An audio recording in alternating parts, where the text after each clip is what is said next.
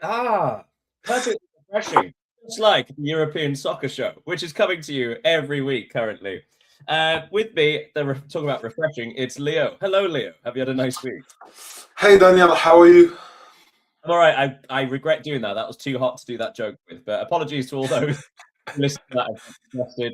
Believe me, it's backfired horribly as I writhe around in pain within myself. We've got quite a lot to get through today, though, which I'm very excited to get on board with. But I will just point out to everybody that the other reason I'm dying in myself because I am so very poorly. Yeah, so if you see me crying at any point, that's why. Either that or Leo's just really hit me with a good story. Right, we are going to start with, well, it says La Liga, but we've got to go to Spain generally because La Liga is not the only thing. Well, I was going to say that happened in Spain this week. That's not true. That is the only thing that happened in Spain because the Super Cup was it Saudi Arabia? Saudi Arabia. Yeah. Yeah. Okay. So actually, yes, the La Liga was the only thing that happened in Spain this week. But let's talk about it anyway. Let's talk about La Liga first. So on Friday, an astonishingly important victory for Real Sociedad against Getafe, 2-1 at Getafe. Getafe equalised in the 90th minute only for Real Sociedad through Aramburu to score in the 6th stoppage time. Vital win for Sociedad. On Saturday, Oviedo got their third draw in a row at home against Real Betis, whose form has really slumped of late. Villarreal still doing brilliant things. They won 3-1 against Alaves, all goals coming in the second half. Girona, another vital win in the relegation battle, winning 1-0 against relegation rivals Osasuna, who had a man sent off late on. Oh, sorry, Girona did, in fact. Valencia won, Elche won. A good point for relegation-threatened Valencia, but still not a victory. On Sunday, Rayo Vallecano won 2-1 at home against Mallorca, and Levante, who have picked up 4 points in the last 2 games, drew an impressive 1-1 draw against Espanyol, who had a rare off day. First of all, let's talk about the repercussions of this at the other end of the table in relegation. So currently at the bottom, still Real Oviedo on 13, but as I said before, undefeated in three draws in a row. They're trying to do a Celta Vigo thing. Levante on 14, although they have a game in hand. Valencia on 17. And then you've got Mallorca 18, Alaves 19, Osasuna 19, Sevilla 20, Girona 21, Getafe 21, Real Sociedad 21. So Real Sociedad are now 11th, but they are still only 4 points ahead of the relegation zone. This is quite a scrap. In the Premier League, we've got the fight for the European place, but in Spain, it's all about teams just trying to get out of the relegation fight. But they keep getting, every time they think they're away, they pull them back in. Yeah. I think you're right, and by highlighting the fact that only 3-4 points between some teams, it shows that it's a very very tight league. Maybe the tightest in Europe, with everything at stake at every level. I took a look, and only 7 points. Even it's just 7 points between Athletic Club, who are actually eighth. Yeah, And Valencia, who are 18th. So the thing is that every weekend, every game, every point count because it can shape up the standings. absolutely. And as you say, sort of so close from Valencia to Athletic Club. We should also point out, though, that Valencia, do you see them winning 2 matches to catch up? Not in the near future. So, but anything's possible. It does also mean that if you hit a real bad patch of form, you are at risk of getting really sucked into this in a big way. Yeah, that's true. And which is interesting is that if you take a look at the result of the weekend, you can see that the 3 bottom teams, none of them have lost and none of them have won. So everything is like the previous weekend, but everything can change so fast that it's exciting to see every weekend what these teams are gonna do. Villarreal still putting up the fight, 3 points ahead of Atletico Madrid in third place, and they have a game in hand, which if they win, they'll only be 1 point behind Real Madrid. They're still having a wonderful season. Wonderful to see them keep going. And I believe, so the form table, Barcelona have won 6 on the bounce, which is astonishing. I think it might be more, actually. No, anyway. But the next best form is Villarreal, who have got 5 wins from the last 6 matches. The only loss being, of course, against Barcelona.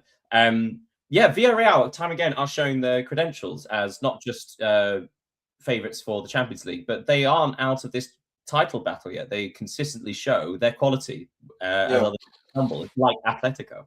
Yeah, you've been talking about the fact that if they win the game they got in hand, they will close the gap to Real Madrid. But the thing is that if they actually win it, they will put Atletico far behind them because they have already 3 points. If they win this game against Real Madrid, because we have to say that it's against Madrid that they will play this game, they can put Atletico 6 points behind in the race to the Champions League spots. Even if in Spain you've got 4 teams qualified for the Champions League, so it's a very high stakes for Villarreal to win this. And I've noted something is that one of their strengths is that they have several options for scoring. If you take a look at the different goal scorers, you will see that 4 of them have scored 5 or more goals. So it's very interesting for this team. They are already eliminated of the Champions League. They are in the Copa del Rey too, so they will focus on the league, and there is a great chance that they will finish third in the league, or even second if Real Madrid or Barcelona fall down. But it's also a word on Girona, who so talk about like best the points accumulated in the last 6 matches. Atletico have only gained 10 points in the last 6 matches, but Girona have got the same amount. They've Girona 10 points. That includes 3 wins from the last 4 games. It feels like finally they've turned a corner and got a bit of momentum. Yeah, they had. We've discussed about it. They had a very difficult start to the season, having to wait until October to record their first win, but they have made it up for since, because they have, as you said, they have won some games, drawn others against biggest teams. If you remember their game against Real Madrid, for example, it was a draw, so interesting for them. And above all, they have managed to gain points against their direct opponents to the relegation, and it's important in their situation. The longest unbeaten run beside Barcelona, do you know who it is? I don't. But Celta Vigo. Okay. Celta Vigo are currently 7th. They are joint 6th with Real Betis, just on same amount of points, on 29 points. I mean, it's wonderful to see, because not only like Celta Vigo again started the season slowly, lots of draws, were part of the relegation discussion, but yeah, 8 undefeated, picking up 13 points from the last 18 available. It's been brilliant to watch the turnaround. But also, outside of the top 4, we have Espanyol in 5th, Real Betis in 6th, and Celta Vigo in 7th. That's a fun mixture going for Europe. But we should move on quickly because, of course, the big news has been that Xabi Alonso has been sacked as the head coach of Real Madrid. So let's quickly look at the Supercopa that was happening in Saudi Arabia.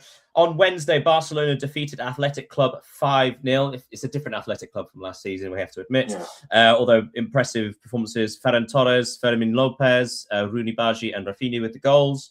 On Thursday, Atletico Madrid 1, Real Madrid 2. Valverde scored in the 2nd minute. Rodrigo extended the lead in the second half before Sørloth pulled one back. But Real Madrid hang on for the victory. But on Sunday, the final, the actual Supercopa. Barcelona 3, Real Madrid 2, and possibly the most insane ending to the first half you'll ever hear.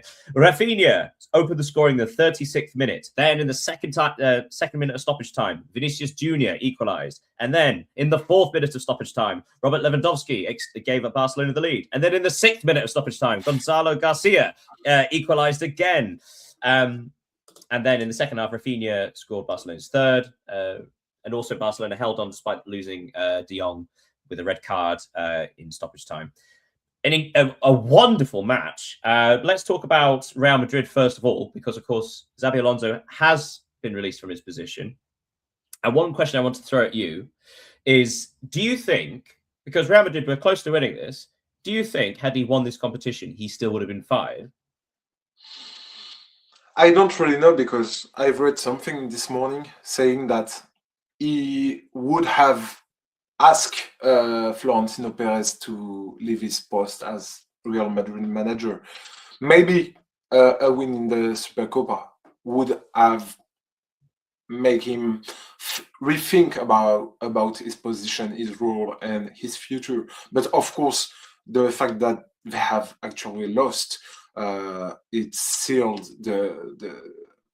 his situation, unfortunately, because I think that he's paying the price for problems beyond his control.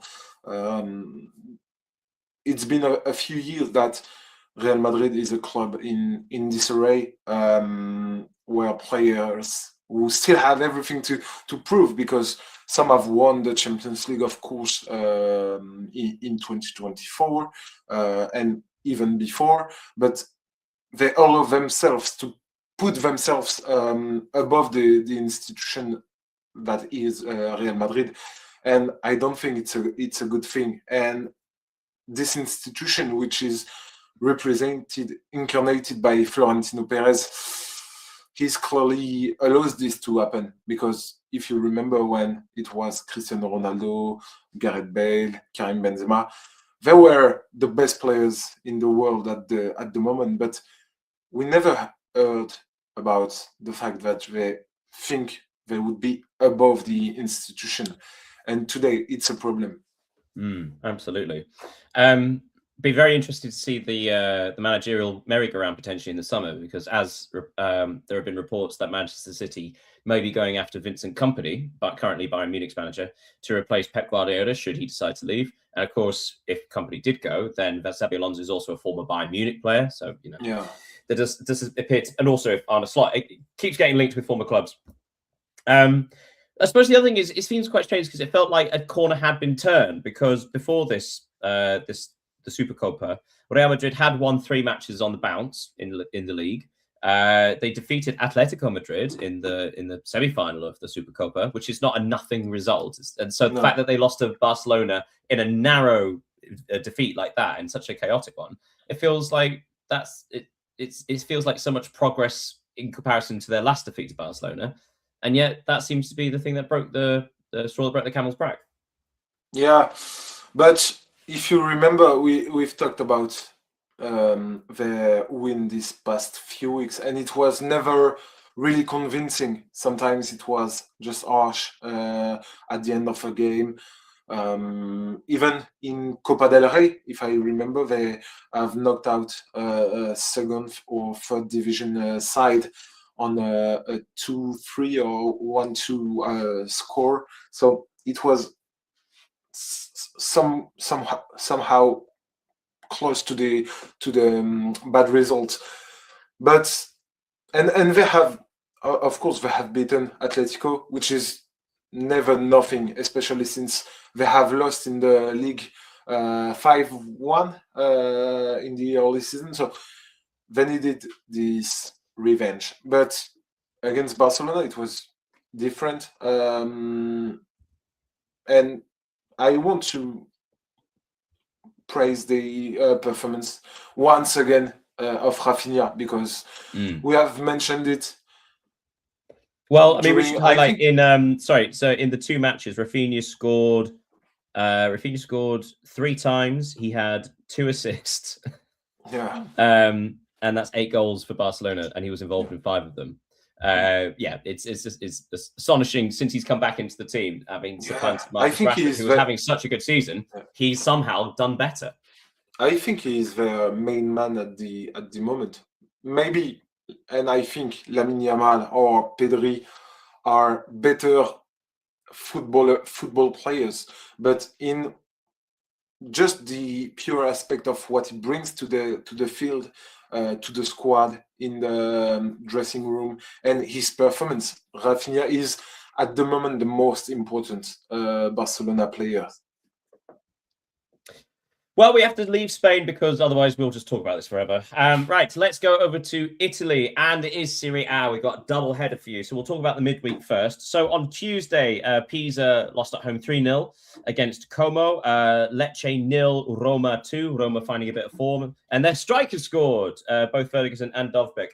Sassuolo 0, Juventus 3. Talking about finding form, Jonathan David finally scored in that match. On Wednesday, Bologna, their bad form continues. 0. Atalanta 2. Their revival also continues. A couple of goals for Krstovic. Napoli 2. Hellas Verona 2. The biggest shock of the midweek. The fact that Hellas Verona were winning 2-0 at half-time before goals from Scott McTominay and Di Lorenzo level things up. But terrible performance. Well, a bit of blow from Napoli.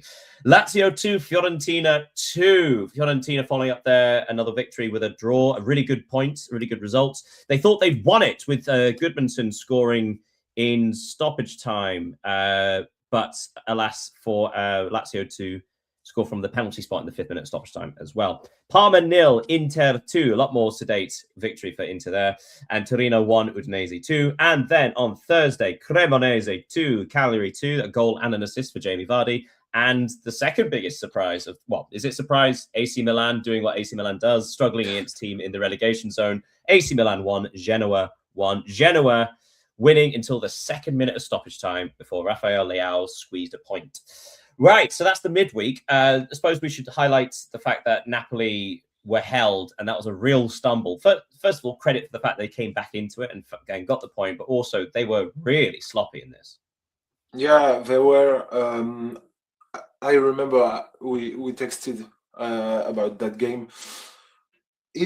I thought they could have really lost this one, but they didn't. And once again, as we will talk about it in a few minutes, Scott McTominay came to rescue his team.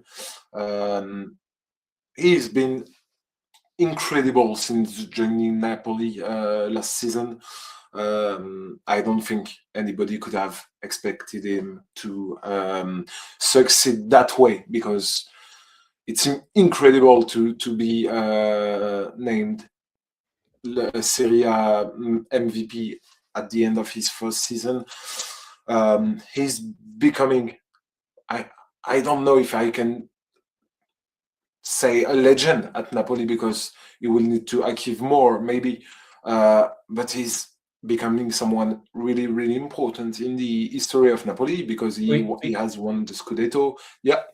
He's certainly iconic. I think he's certainly arrived at helping them win the Scudetto, but also just a goal-scoring midfielder isn't necessarily the done thing. You know, being a goal scorer as a midfielder as well is something else.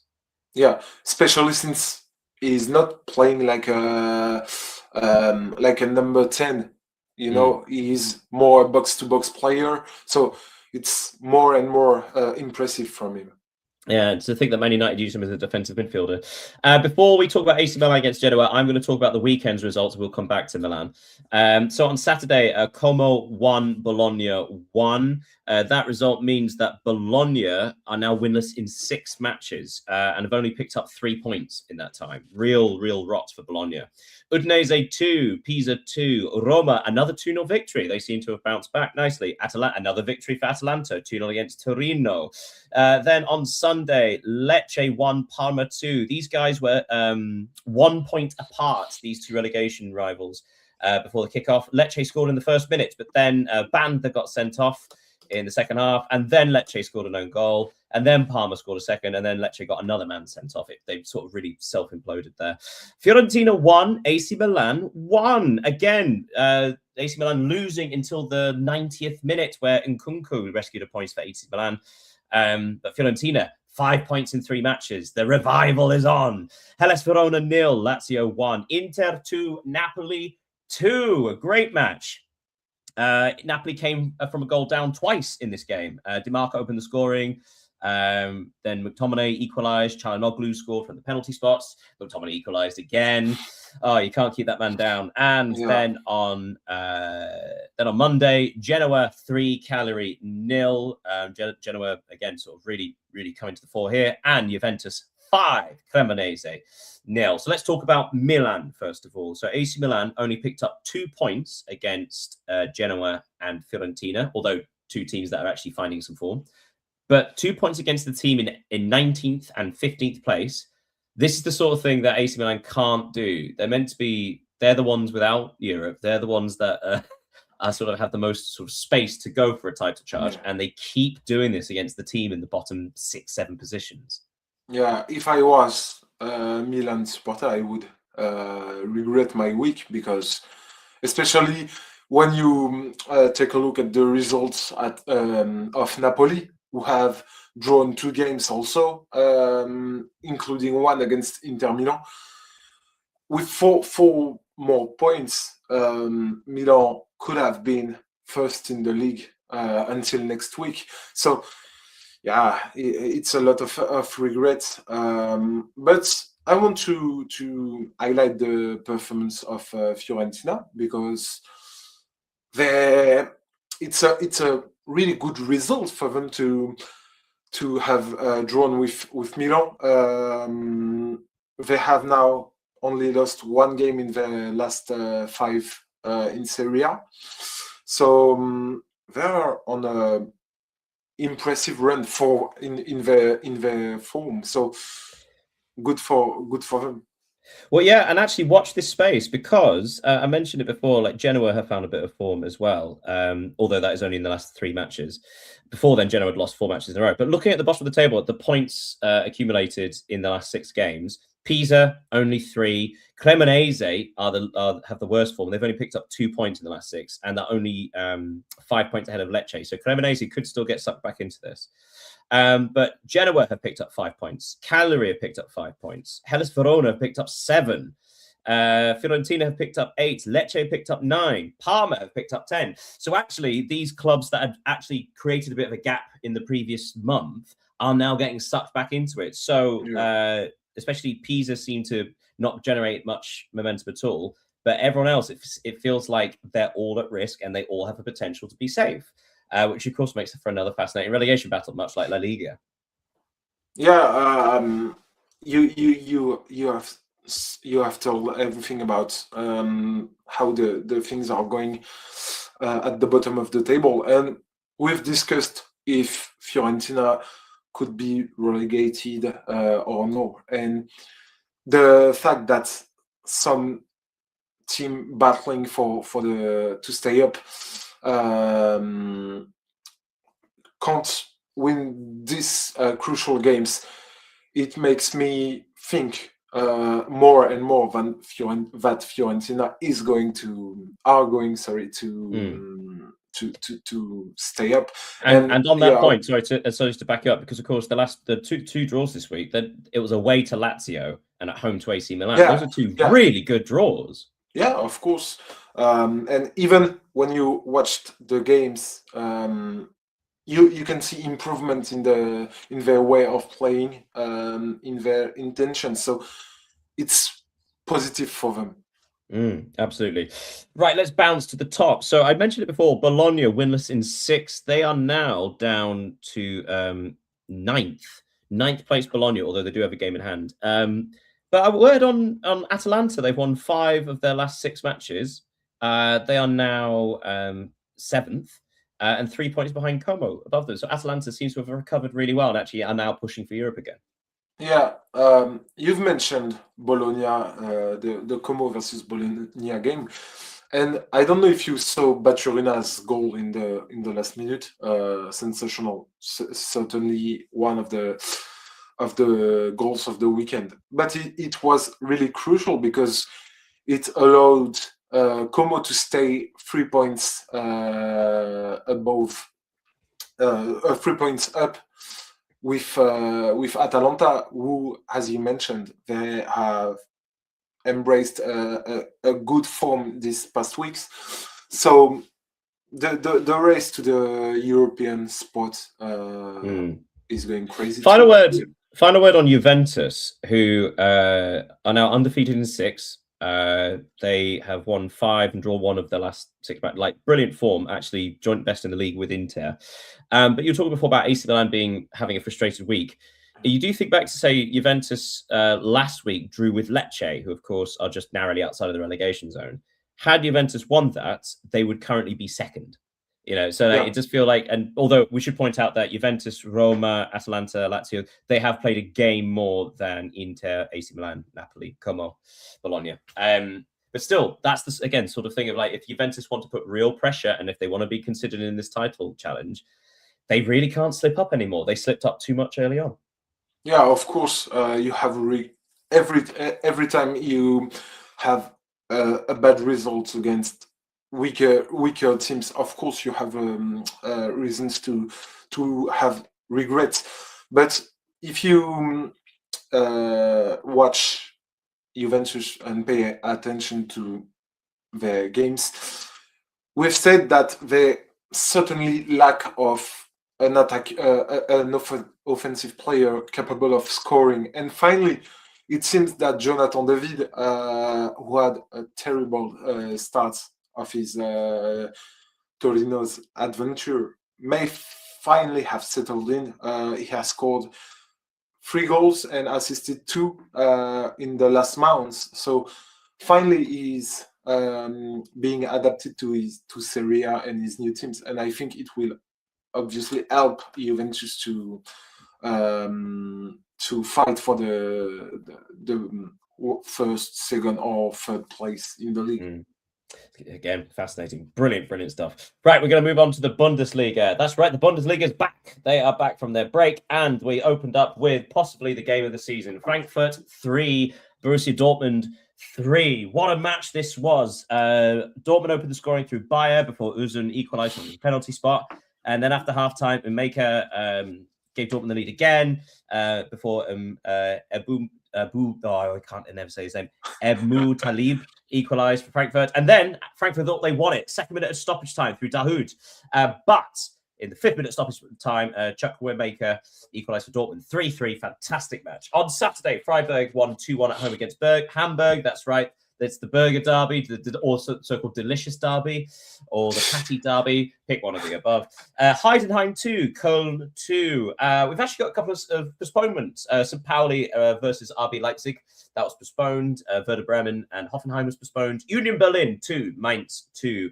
Possibly the most surprising results. The break wasn't good for Bayer Leverkusen. They lost at home against Stuttgart 4-1. In fact, Stuttgart were 4-0 up by half-time. And then on Sunday, Borussia Mönchengladbach won 4-0 against Augsburg. And then, my goodness, ruthless Bayern Munich beating Wolfsburg 8-1. And believe it or not, it was 1-1 at some point. Goals from Diaz, 2 from Elise, 2 own goals, and then Guerrero, Harry Kane, and Leon Goretzka. First of all, quick word. Let's start with Bayern. Just a quick one for this, because obviously this was so dominant. But this really is just showing how ruthless they are. They want to score this many goals.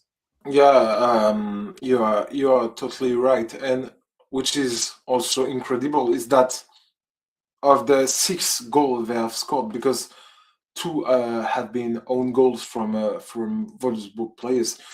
There are 5 different goal scorers, so it shows their offensive strength and depth.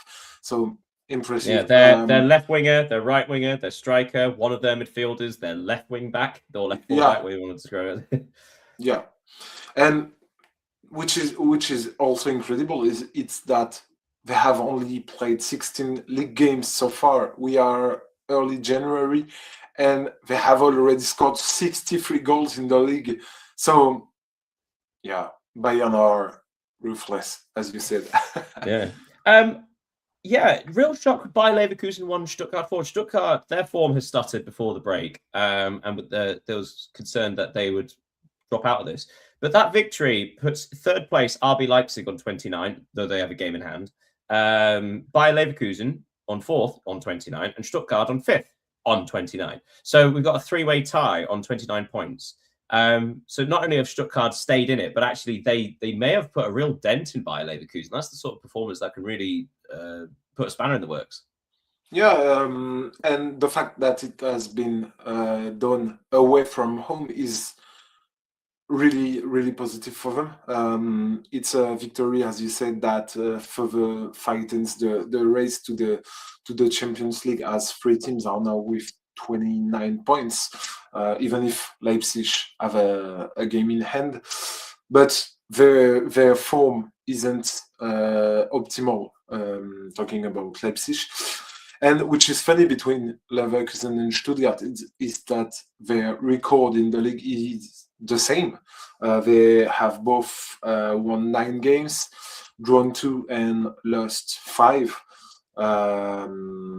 So yeah, and if you look at their form, Stuttgart are likely to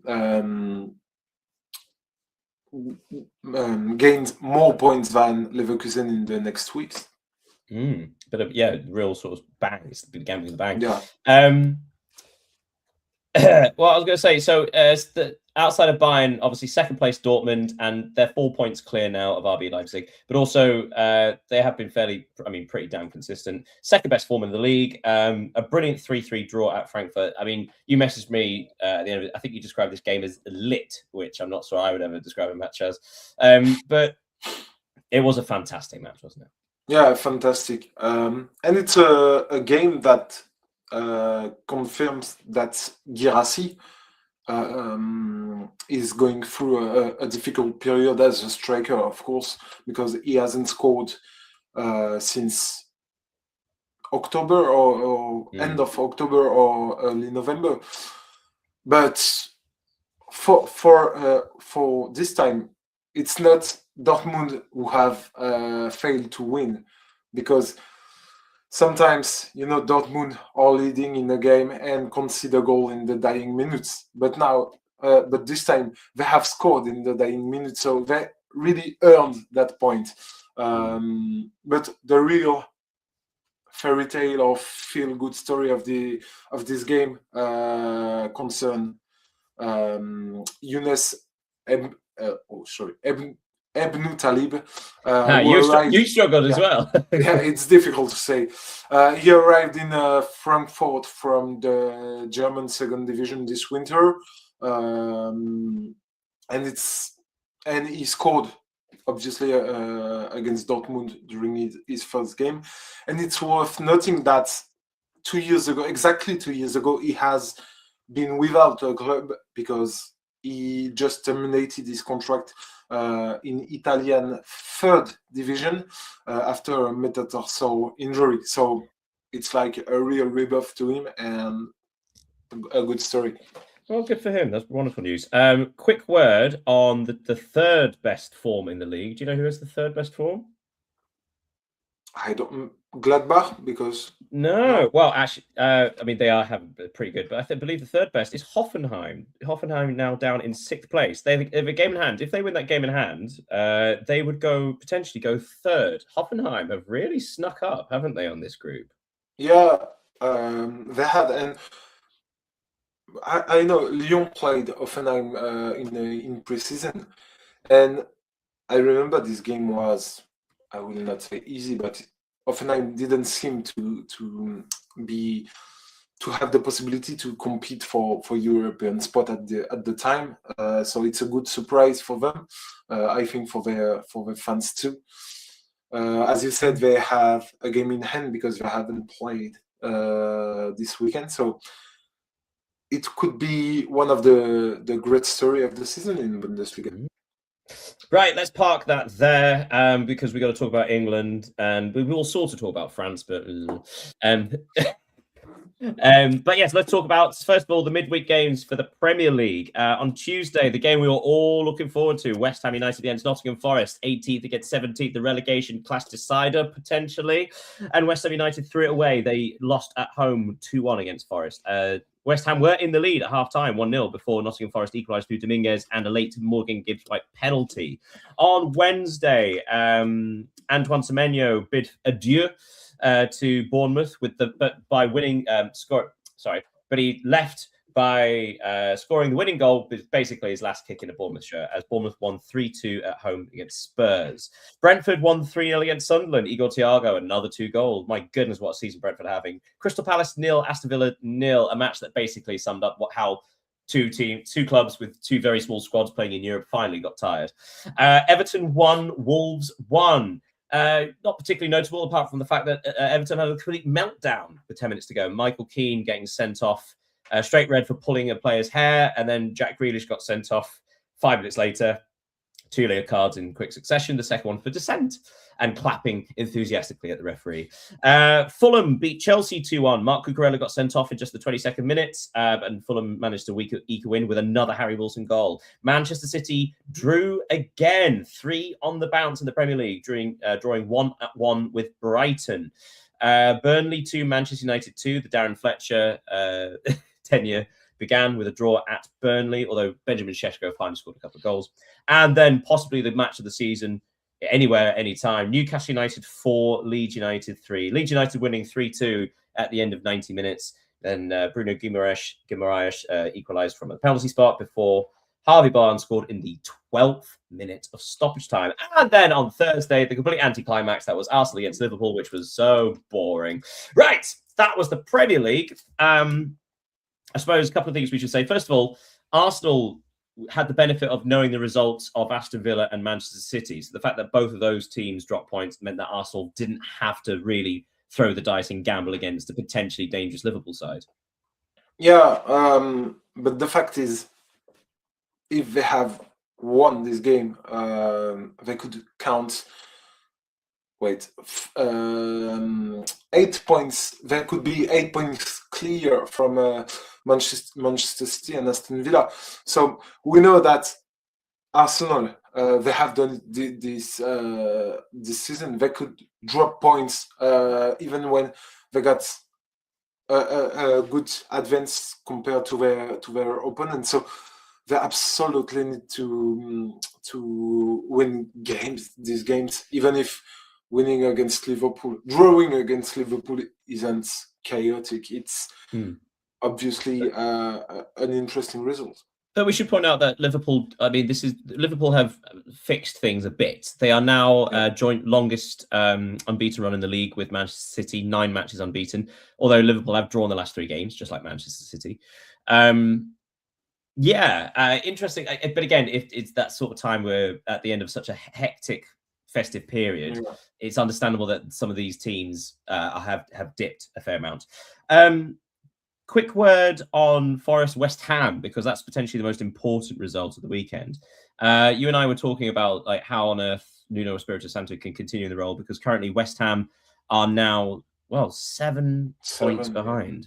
That's insane. In fact, West Ham have only picked up 1 point in the last 6 matches. It's not only are they that far behind Nottingham Forest, but they just don't look to be capable of actually getting results anymore. Not even draws. Burnley have had 3 draws recently, and yet West Ham have had 1 point in 6 matches. And yet Nuno Espirito Santo is still there. Why do you think that? Not that we want people to get fired from their jobs, obviously, but do you think West Ham are in a position where they have to roll the dice, or is it a gamble to stay with him instead? We've discussed about it last week, and that's a tough question because there are a lot of problems in that West Ham side. I would point, of course, firstly the defensive performances. They're the worst defense in the Premier League right now, in front of Wolves, in front of Burnley, who are their opponents in the relegation zone. So it's clearly one of the problems. They don't score a lot too,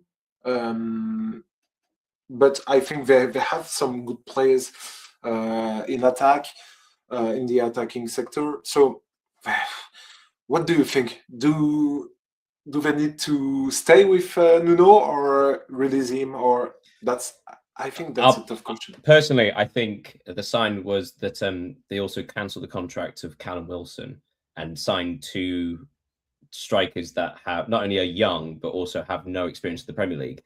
Seems I mean, that could be the biggest gamble of all, but also shows exactly the mess of planning in regards to recruitment at West Ham United. Because people were referring to the fact that Graham Potter, obviously, he had a torrid time of things, but his squad, on paper, they have a decent squad, but you don't see how it all fits together. For example, like they signed Nicholas Fulkrug for 20 million euros, and a 31-year-old striker with no pace doesn't sound like the sort of thing that would work in the Premier League, especially one that's also injury prone. So what was the logic behind having him as the centre point? Are you then going to surround him with pacey wingers and supporting midfielders? But then you also still have Thomas Souček as one of the midfielders. So yeah, none of it seems to fit. None of it seems to make sense. And basically, a lot relies heavily on just give the ball to Jared Bowen. Yeah, and it's a bit it's incredible, and West Ham can count themselves lucky to be able to count on Jared Bowen, and they also can be proud or not proud, but they can count lucky that he's not an injury-prone player. He's been performing even if his team doesn't. So yeah, I don't know where they would be if it's not with Jared Bowen. Oh my goodness, we need to move on, but like obviously we still haven't spoken about like Bournemouth 3, Spurs 2. Again, like the perfect send-off from Antoine Semenyo, and a gorgeous reception that you got from the crowd as well. But also we've not spoken about Newcastle 4, Leeds United 3, which you described as the Daniel Hames derby. It's like my team and my second team. Yeah. But what a match that was. I mean, it was chaos. It was chaos in the sense that actually that no team had control, and actually it was very sloppy, but it did make it very entertaining. But like I say, we do need to move on. But quick look at the table just to highlight the fact that if the gap between Arsenal and Manchester City, Manchester United, 6 points. But the gap between Liverpool in 4th, 6 points below them, are Brighton and Everton in 11th and 12th. It gives you some idea of how close this is, how many teams are in line for this push for the European places. Liverpool are 4th, Brentford 5th, 6 matches unbeaten. Newcastle have the longest winning streak in the Premier League, 3 matches on the bounce. They're now 6th ahead of Manchester United. Chelsea are now 8th, Fulham 9th, 6 matches unbeaten. They have the best form in the league outside of Arsenal. That's insane. Tied with Brentford. What incredible season for them. Sunderland are now 10th, Brighton 11th, Everton 12th, Crystal Palace down to 13th, Spurs are 14th, and yet on 27 points are still only 6 points behind the potential Champions League spot. Yeah, incredible. But we need to quickly talk about the FA Cup. We're not going to do it at great length, but I just want to highlight some notable results. We'll save the big one to the end. So, Wrexham, that's right, you can't keep them away for long. Wrexham drew 3-3 with Nottingham Forest, but ended up winning on penalties. The first Premier League side they've beaten since 2001, I believe, something like that, maybe 1999, but for a long time. Wolves won a game again, 6-1 against lower league Shrewsbury Town. That's now, I think that's 4 matches unbeaten for Wolves in all competitions. Manchester City won 10-1 against Exeter City. I bring this up because Manchester City and Newcastle play in the semi-final of the League Cup tonight. Newcastle went to extra time and penalties. They drew 3-3 with Bournemouth before winning on penalties, and they'll play Manchester City, who had a funny old time of things, winning 10-1. Spurs 1, Aston Villa 2. Aston Villa were incredible in that first half, winning 2-1 at the Tottenham Hotspur Stadium. Again, more pressure on Thomas Frank. Liam Rosenior's start as Chelsea manager ended in a 5-1 victory at Charlton Athletic. West Ham also won a game. You couldn't write this, although they did need extra time to defeat Championship side QPR. And then Manchester United 1, Brighton, Hove Athletic 2. So Darren Fletcher's tenure of 2 matches involved a draw with Burnley and a loss at home to Brighton. So we're going to point that there's got one more result to say, but I've got a little comment on that because, of course, it's also been announced that Michael Carrick is expected to take over and as interim manager until the end of the season. But also, Manchester United are now out of both cup competitions. They are not in European competition this year, which means they will only have 40 matches this season, 40, which is now I messaged you saying like this feels like a record of some kind. This should be trivial trivia later, but like this is part of the this is relevant, right? So, what year do you think was the last time Manchester United had so few matches in a season?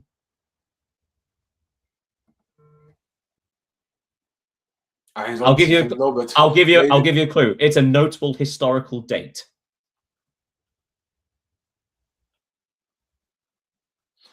I don't know, but I know that it's been a long time. So the last time Manchester United, first of all, the last time Manchester United were knocked out of both cup competitions in their first match was 1980. Oh, I forgot, 1987, 88, something like that. But the last time they only had 40 matches, there's fewer matches as this in a season, 45. was 1914/1915, that season. And so, like, why do they have so few matches? Possibly because of the First World War. Yeah. But yeah, so like this is historically unsuccessful Manchester United, and it is official. The third round of the FA Cup and the second round of the League Cup, and they're not in Europe, and yet there's still this sort of like thing of like, it's Manchester United, it's a big club. Sort of that kind of encapsulates it perfect. Sorry, I'm monologuing, but I just wanted to throw that in there. But the match we are going to talk about before we move on, Macclesfield 2, Crystal Palace 1. Crystal Palace, the defending FA Cup holders of the Premier League and in European competition. Macclesfield of the 6th tier. If you don't know what that is, if you've ever watched the Wrexham documentary and they complain about being in the National League, this is the league below that, the 6th tier of English football. Macclesfield 2, Crystal Palace 1. This is possibly the biggest result, not just in this competition, but perhaps all cup competitions everywhere, because it is literally the biggest upset in FA Cup history. And as the oldest cup competition and one of the most notable, that may well be the greatest ever. They are 117 places below. This is beyond unbelievable. This is not only is it astonishing, but it's wonderful. Yeah, and the fact that Macclesfield deserved their victory is even more wonderful, because when you look at if you look at the goals, you can see that it's like they just wanted it all. They pushed the ball in the net, and the stadium exploded. But when you just take a look at the statistic, you can see that they have registered more shots than Crystal Palace in this game, and they have registered 13 shots in 90 minutes. It's incredible not only to have won that, but to have tried this hard against a Premier League club, second, a European qualified team, third, the FA Cup winner. So it's incredible, and I hope for them. I didn't see the draw. I've got it with me. I've got it with me. Yeah. Okay. I got it. So I should also give you a bit more context. So you may have heard so Macclesfield Town was the side they were before. They were declared bankrupt and liquidated. So this is actually a Phoenix club. Yeah. So one where the fans have just moved on to basically the exact same club but rebirthed. So it is a Phoenix club. And perhaps more astonishingly, they lost one of their players.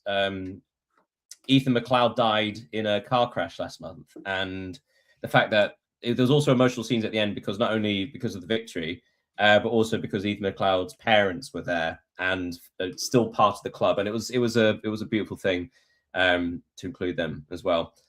But yes, the next round of the FA Cup, if you'd like to know, Macclesfield have been drawn at home against Brentford. Now, it's one of these things where if you don't know how this works, rather than sort of having regular gate receipts, what happens in the FA Cup is that both sides get 40% of the gate receipts, the income from the match, and then 20% goes to the FA. So Macclesfield were really, really hoping for like an away match at one of the big lads, because then that's obviously for a club so low down, that's a life-changing amount of money.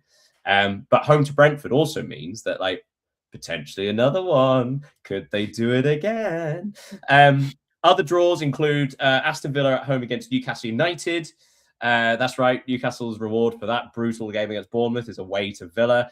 And at the same time, Manchester City somehow keep getting the easiest draws imaginable. They've been drawn at home against Salford City or Swindon Town. Salford City, I believe they beat last year 8-0. So yeah, gives you some context for the FA Cup. We do have to park it there. We've run out of time. So let's quickly talk about, well, let's go to France, shall we? Let's go to France, sort of. Let's go to France. Should we talk about the Coupe de France? Yeah, we can, but I let you tell what you think of this weekend Coupe de France ties. Well, I have written a note, by the way, which was, are we ever going to have League One again? League 1 again? Because obviously the break before the sort of winter break was like, oh, that was Coupe de France. And then there was a break, and then they came back, and now it's Coupe de France again. And also there was the French Super Cup in Kuwait. Yeah, which did anyone care about? Sorry? Did anyone care about that? Sorry? No, we don't. Yes, but that happened, of course. But we are going to talk about two matches in the Coupe de France of note, because as you said before, before we went live, a lot of predictable results, not many shocks, but there were two good ones. First of all, Lille lost at home 2-1 against Lyon. That was a nice sort of big clash between two sides in the top 7. But then the big one, and possibly the most interesting, Paris Saint-Germain nil point.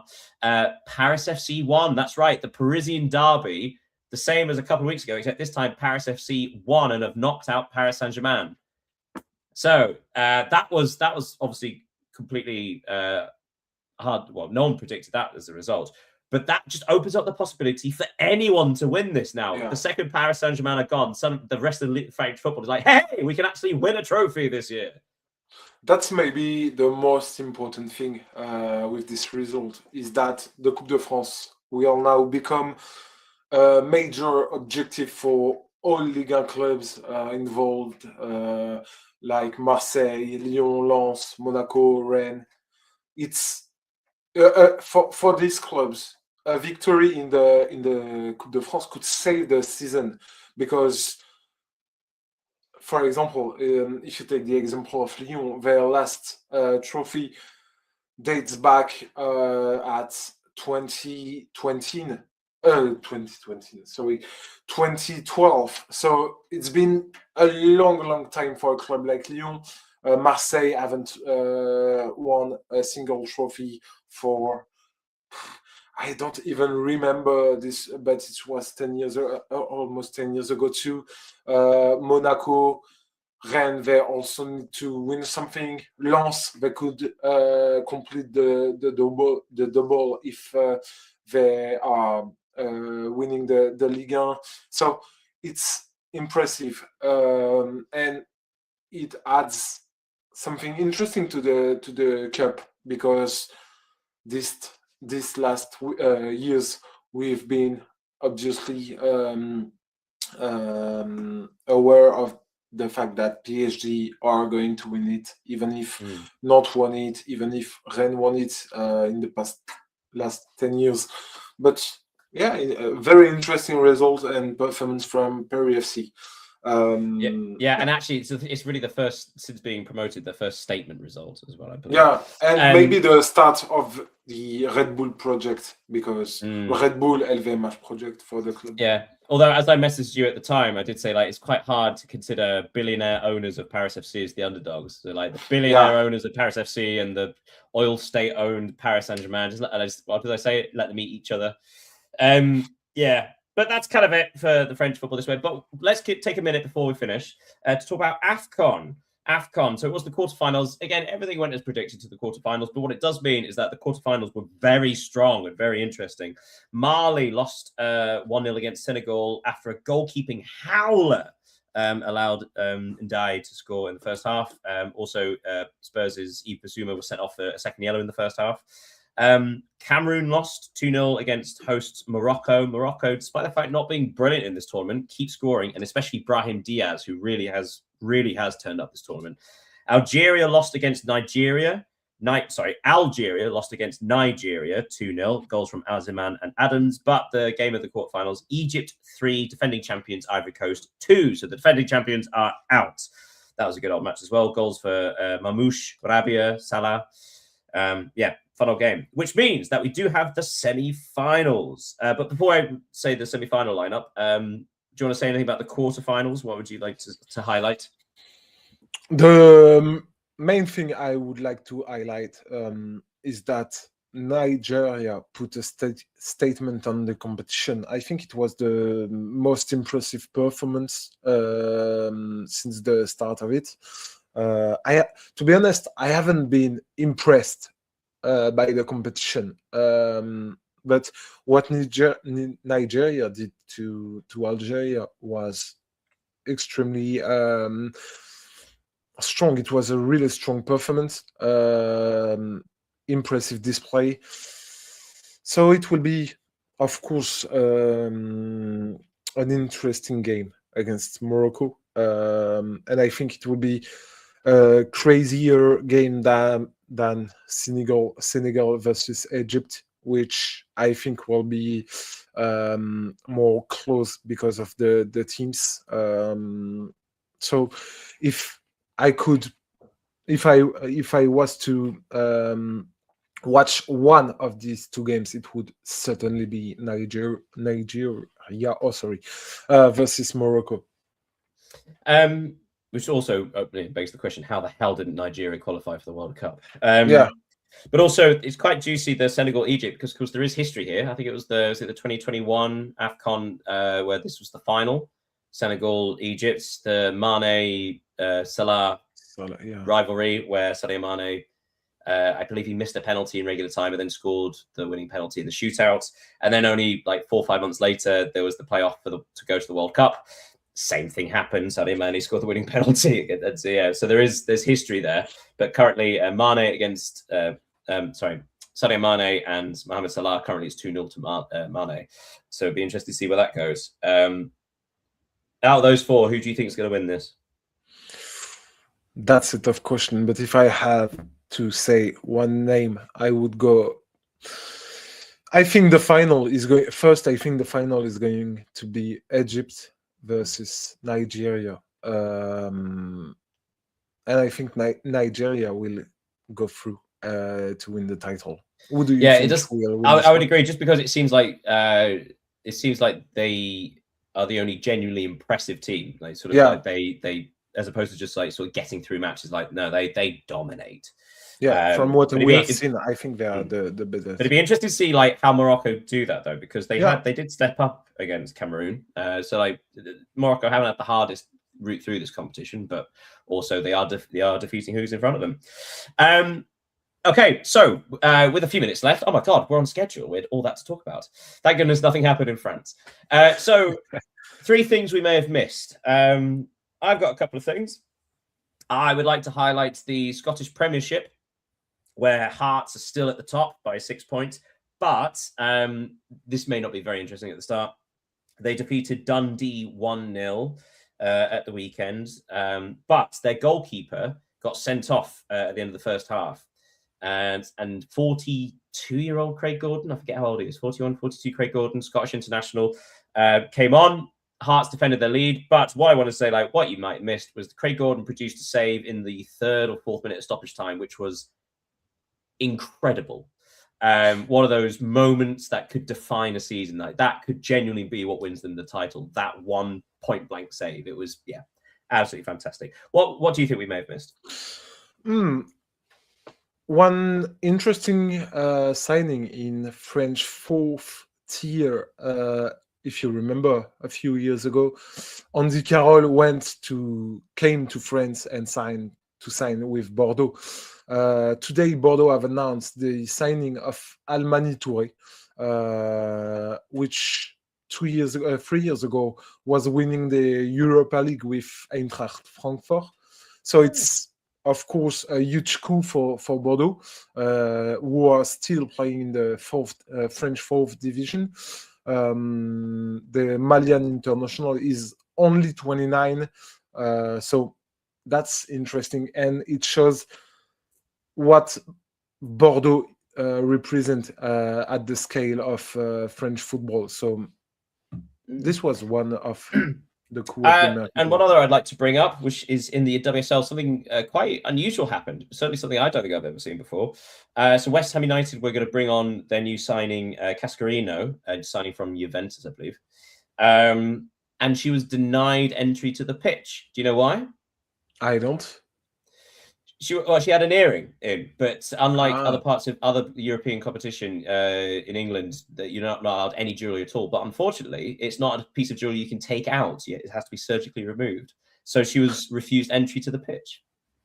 Okay, so that's unusual, and I missed that. Yeah, that's unusual. That's the first time I hear something like that. But England has a slightly stricter, stricter rule for that than everywhere else. But it's good. Hence why she could wear the earring when she was playing in Italy all that time, and yet over here it's like, oh, so it's just the sort of thing you just miss, right? Because she had it taped up. But yeah, not allowed. Right, let's go on Trivial Trivia. We just hit the hour mark, and I need to go. By the way, apologies everybody for watching me sneeze and wipe my nose. But that's what I've been doing. Obviously, very unwell, but it wasn't anything untoward or anything. Right, a little bit of trivia. Do you have anything? I've got one for you. Go on then. Can you name the 5 teams that have scored the most goals in the 5 major leagues this season? We've mentioned one earlier. Well, I mean, obviously, one is Bayern, obviously. The first. I would go Barcelona for Spain. Yeah, with 53 they're 2 obvious ones. Goals. Yeah. Now, we know for a fact that Marseille were the top goal scorers, but that was about 6 weeks ago, and I think that might have changed by now. It might actually still be Marseille. Is it still Marseille? Marseille are not in the 5 best. Oh, do you mean? Sorry. So just not. Yeah, not across. Yeah. Okay. The 5 across the 5 leagues. Oh, sorry. I see. So not just the top goal scorers in each league. No. Oh, I see. Sorry, apologies. Okay, No so in that case, yeah, Bayern. I mean, I doubt it's anyone in Italy. Is it actually? Is there an Italian team in there? There is an Italian team. Is it Juventus? No. Or is it Inter? Yeah. Yeah. You've mentioned Bayern, 63 goals. You've mentioned Barcelona, second with 53 goals. Mm-hmm. Inter, 4th with 42 goals. So okay, who are the other 2? Weirdly, I don't think it's. I'm not putting an English team in there, although there are a lot of goals. I wouldn't say it was Arsenal. There is an English team.